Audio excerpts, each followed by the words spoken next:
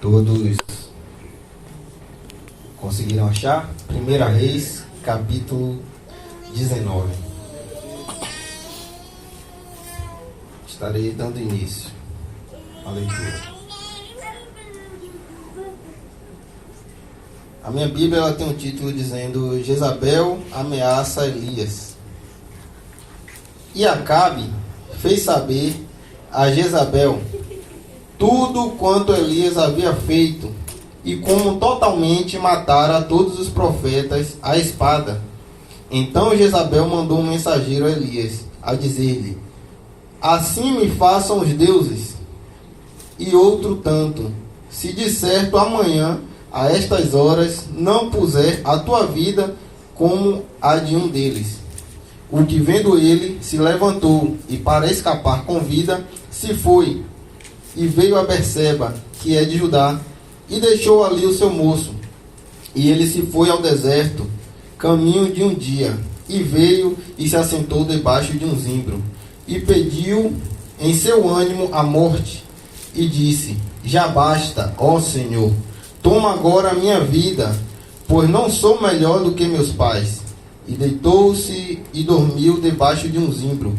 E eis que então o anjo o tocou e lhe disse: levanta-te e come. E olhou, e eis que à sua cabeceira estava um pão cozido sobre as brasas, e uma botija de água. E comeu e bebeu, e tornou a deitar-se. E o anjo do Senhor tornou segunda vez, e o tocou, e disse: levanta-te e come, porque muito comprido te será o caminho. Podem se assentar. Glória a Deus! Glória a Jesus! Aleluia. A palavra de Deus, ela fala sobre um profeta chamado Elias. Elias é um profeta que Deus ele não revela a sua linhagem. Ele somente diz no capítulo 17 de 1 Reis que ele é tisbita, é o seu lugar de origem. Elias era, na época dele, líder da escola de profetas, e como profeta, Deus usava-o, glória a Deus, usava-o para fazer grandes prodígios, mas não para a exaltação do profeta, mas para a obra redentora de Deus ao povo de Israel. E a Bíblia fala que logo no início do seu ministério relatado na Bíblia, Deus manda que ele profetize contra o rei de Israel, Acabe. Ele fala que não voltará a chover na terra de Israel até que ele diga que voltará a chover.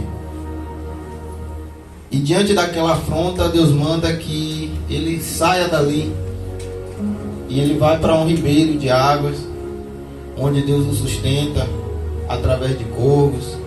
Depois que aquele ribeiro seca, Deus manda que ele procure uma viúva que tinha pouco.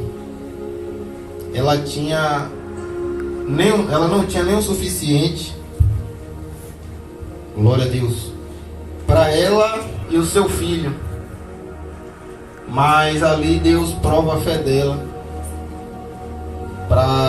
ao dizer que ela deveria repartir aquilo que ela tinha, ainda que pouco, já no final, com o profeta, com o homem de Deus, porque não lhe faltaria. Glória a Deus. E a palavra que ele libera na vida daquela mulher é que não faltaria mantimento para ela e para a casa dela até que voltasse a chover. Glória a Deus. E assim Deus faz, porque nós servimos a um Deus que não volta atrás da sua palavra. Glória a Deus. Ele zela pela sua palavra para cumprir. Amém. Glória a Deus. E após aquele período, a Bíblia relata que o filho daquela viúva morre. E Elias clama a Deus, dizendo: Senhor, até a esta viúva o Senhor permitiste que a praga atingiste. E ali ele clama a Deus e um milagre acontece.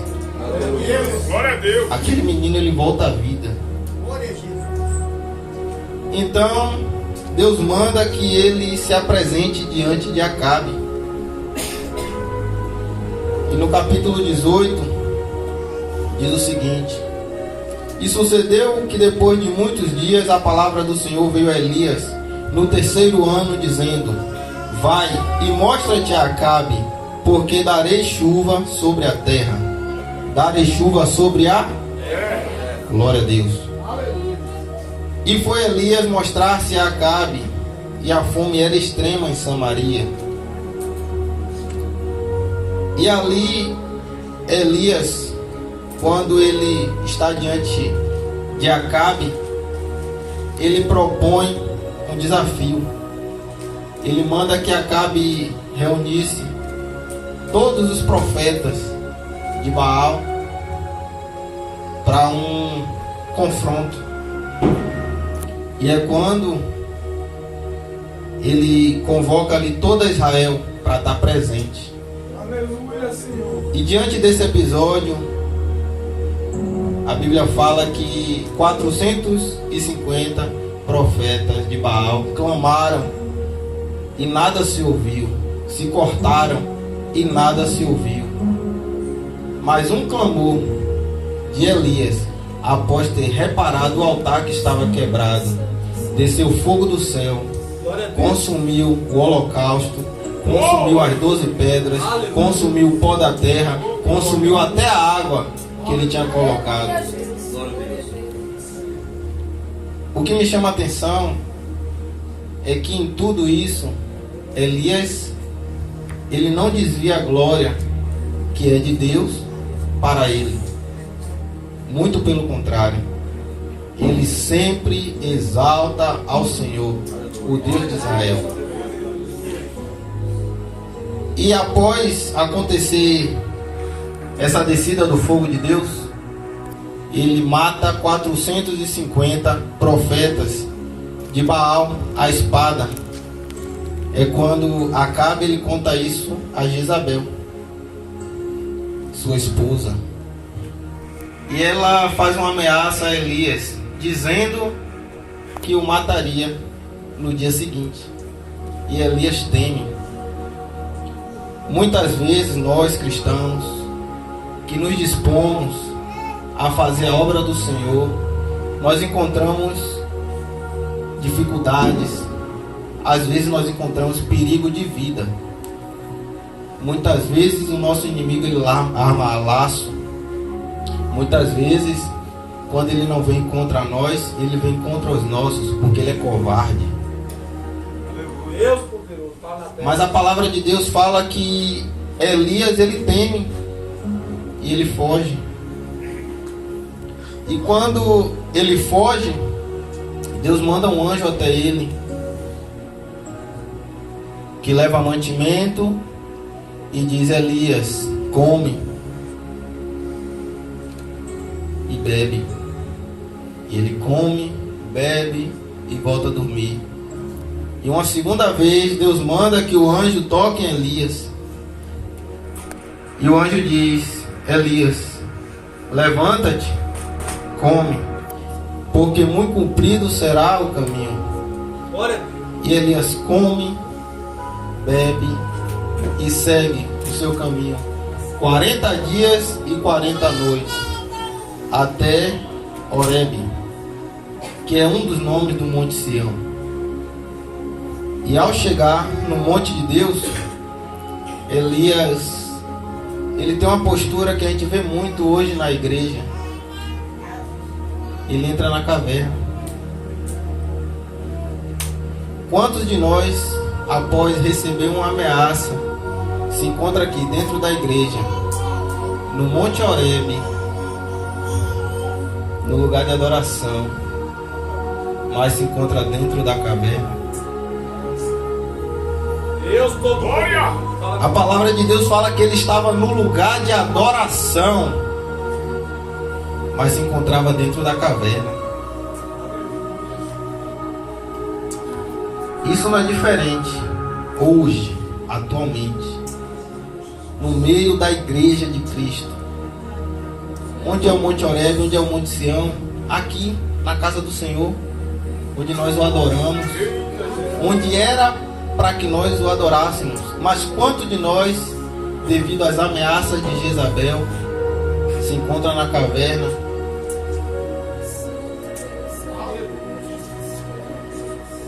Quantos de nós, devido a conflitos internos, porque a gente sabe que o maior campo de batalha que a gente tem é no nosso coração.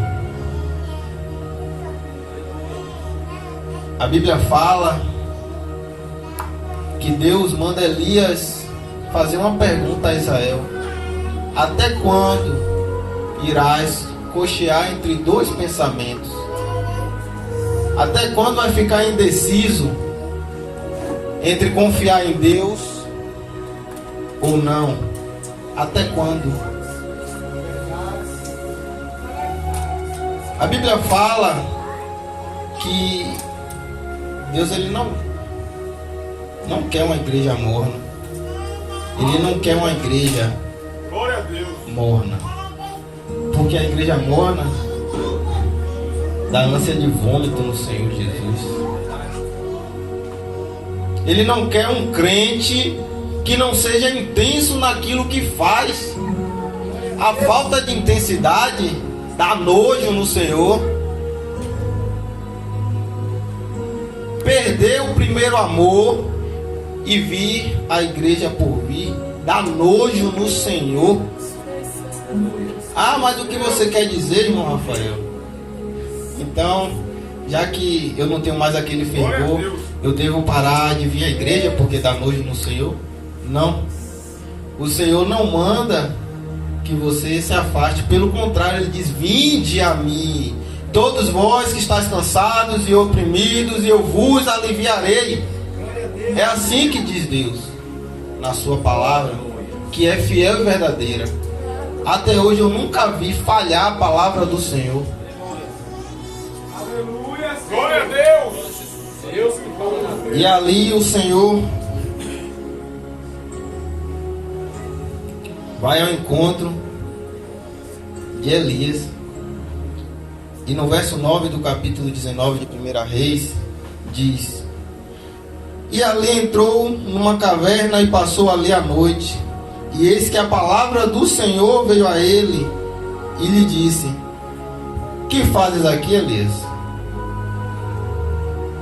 E ele disse: tenho sido muito zeloso pelo Senhor, Deus dos exércitos, porque os filhos de Israel deixaram o teu concerto, derribaram os teus altares e mataram os teus profetas à espada, e eu fiquei só, e buscam a minha vida para me atirarem. E ele lhe disse: sai para fora e põe-te neste monte perante a face do Senhor. E eis que passava o Senhor. O Senhor está dizendo nesta hora aqui: você que está aqui no Monte Horebe, mas está dentro da caverna, o Senhor te chama: sai para fora. Sai para fora e põe-te no monte perante o Senhor. Porque na caverna não está perante o Senhor. Perante o Senhor é no monte, diante da face dele. Aleluia. Adianta subir essa ladeira aqui, chegar lá no hospital, fazer a ficha e não passar pelo médico?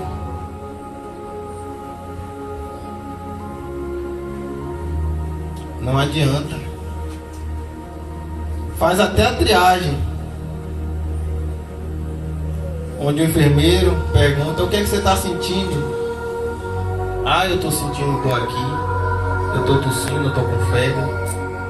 Quando chega na hora de passar pelo médico, vai embora do hospital sem passar pelo médico. O Senhor diz que aqui está sendo dessa forma. As pessoas estão vindo aqui, tá dizendo, que eu estou sentindo isso, eu estou sentindo aquilo. Quando chega na hora de passar pelo médico, vai embora. Mas o médico dos médicos está na casa. E ele tem falado desde o início do culto. E diz o Senhor: eis que passava o Senhor, como também um grande e forte vento, que fendia os montes e quebrava as penhas diante da face do Senhor. Porém, o Senhor não estava no vento. E depois do vento, um terremoto. Também o Senhor não estava no terremoto. E depois do terremoto, um fogo. Porém, também o Senhor não estava no fogo.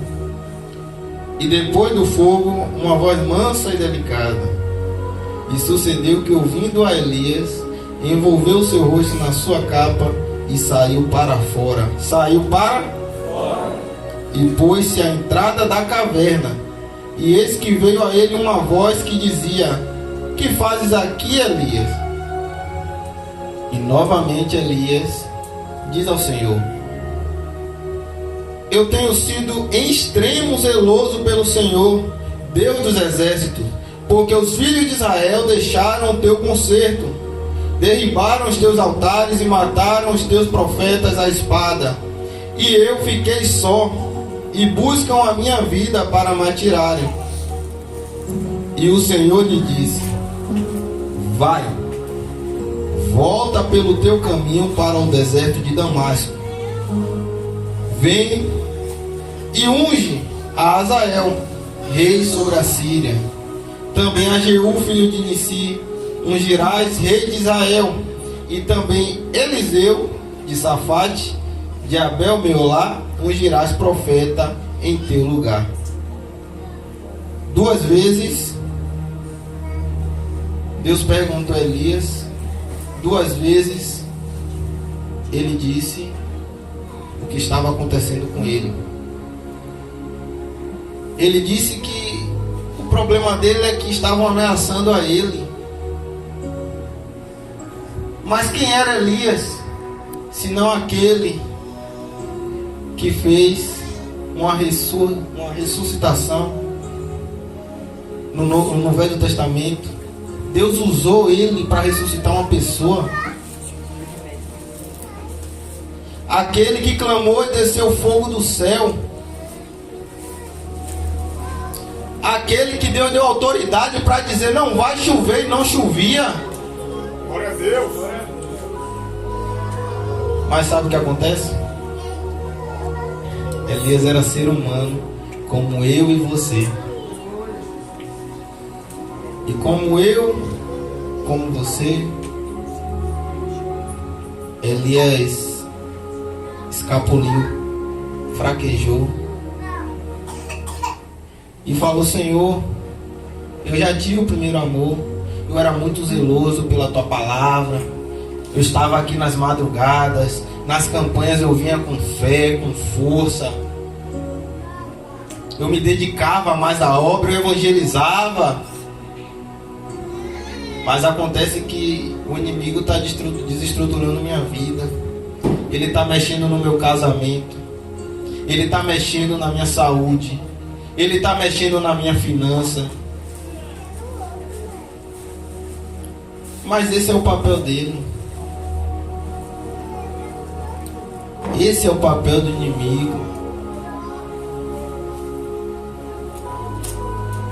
Se não for assim, como podemos ter um Deus que entra em providência? Se não tiver maldições, como podemos ter um Deus que transforma em bênção? Se não tiver luta, como podemos ter um Deus que peleja por nós?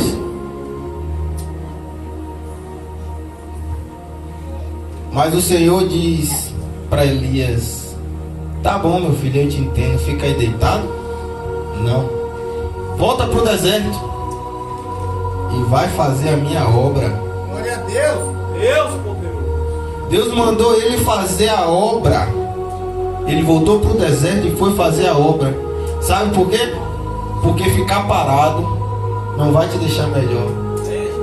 Verdade, Senhor. Aleluia. Ficar parado não vai fazer você sarar disso aí não. Elias era um homem de Deus que estava entrando em depressão. Mas ficar parado não o ajudaria. Por isso Deus mandou que ele voltasse pelo caminho por onde ele tinha ido. Deus está dizendo que esse caminho é você que está trilhando. E é necessário voltar por ele, porque Deus não mandou você ir. Volta depressa e faz a obra. Que Deus ele te quer na ativa. Aleluia, Senhor. Porque quando você está na ativa, Deus é glorificado na sua vida. Aleluia. Não importa Jezabel que se levante, não importa Acabe que chore, Deus é glorificado. Mas quando eu e você nos prostramos, nós não glorificamos o nome do Senhor. E a que Deus nós servimos?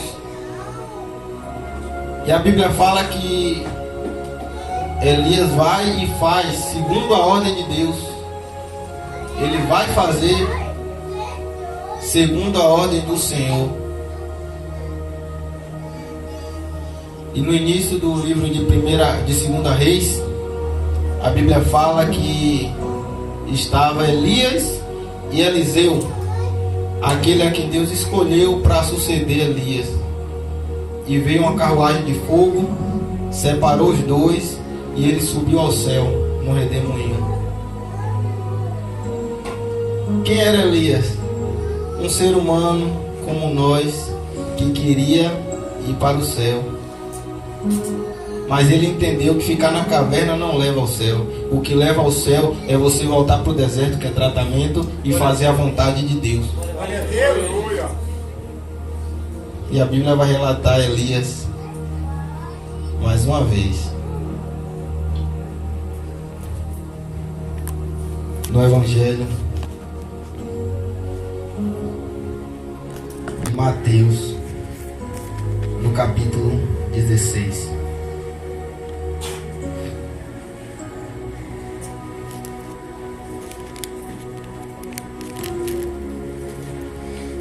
Capítulo 17. Desculpa. Na transfiguração, mais uma vez no monte. 6 dias depois, tomou Jesus consigo Pedro, Tiago e João, seu irmão, e os conduziu em particular a um alto monte, e transfigurou-se diante deles, e o seu rosto resplandeceu como o sol, e as suas vestes se tornaram brancas como a luz, e eis que lhe apareceram Moisés e Elias, falando com ele. E Pedro, tomando a palavra, disse a Jesus: Senhor, bom é estarmos aqui. Se queres, façamos aqui 3 tabernáculos, um para ti, um para Moisés e um para Elias. E estando ainda a falar, Pedro, eis que uma nuvem luminosa os cobriu, e da nuvem saiu uma voz que dizia: Este é o meu filho amado, em quem me comprazo, tenho prazer. Escutai-o. E os discípulos, ouvindo isso, caíram sobre o seu rosto e tiveram grande medo. E aproximando-se Jesus, tocou-lhes e disse: Levantai-vos e não tenhais medo. E erguendo eles os olhos, ninguém viram senão a Jesus. Glória a Deus. Moisés representava as leis e Elias o ministério profético. Mas a palavra fala que aquela nuvem fez com que aqueles 3, Moisés, Elias e Jesus apontasse só para um, que era o próprio Jesus. Porque aquilo que Moisés fez apontou para Jesus. A caminhada de Elias apontou para Jesus. Então não é diferente na minha e na tua vida. Tudo que nós fazemos aqui tem que ser apontado para Cristo. Glória a Deus. Nosso ministério aqui na terra não tem a ver conosco, não. Tem a ver com Cristo. Qual é o nome que nós carregamos? Cristãos. Senão a gente estaria pregando aí, lavemos humanidade. Mas não é assim. Lá vem os cristãos. Carregamos o nome de Cristo. E dessa forma, nós devemos ser como Ele. Quem foi Jesus? Jesus foi aquele que abriu mão de fazer a sua própria vontade, sendo homem aqui na terra. Porque ele ficou aflito, sabendo que ele ia morrer naquela cruz, mesmo sendo inocente. Mas ainda assim ele disse: Pai, todavia não seja feita a minha vontade, mas a tua. E é por isso que Deus fala: esse é meu filho amado, em quem eu tenho prazer. Glória a Deus. Será que eu e você temos feito a nossa vontade ou a vontade de Deus? A vontade de Deus é que nós abramos mão da nossa vida para viver a vida dele. E assim eu agradeço a minha oportunidade.